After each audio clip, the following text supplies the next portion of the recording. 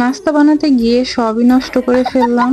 সকালে আমরা পরোটা আর ডিম ভাজা বানিয়েছি। আমার যা সব রেডি করে দিচ্ছিল আর আমি সেগুলো ভেজে নিচ্ছিলাম। পরোটা তো ভালো করেই বেলেছিল, কিন্তু সেটা ঠিক করে তুলতেই পারছিলাম না, একটার সাথে আরেকটা লেগে গিয়েছে।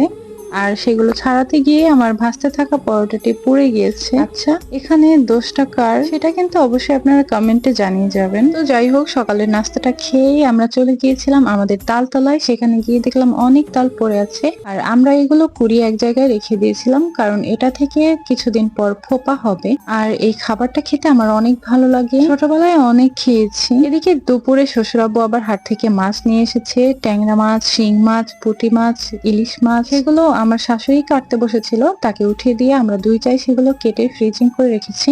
আর সবসময় আমাদের কিছু না কিছু খেতে ইচ্ছে করে, তাই বিকালে চলে গিয়েছি আমাদের বাড়ির পাশে ছোট্ট একটি দোকানে। সেখানে গিয়ে কিছু খাবার কিনে চলে এসেছি। তারপর সন্ধ্যাবেলা চা বানিয়ে সবাই একসঙ্গে খেলাম।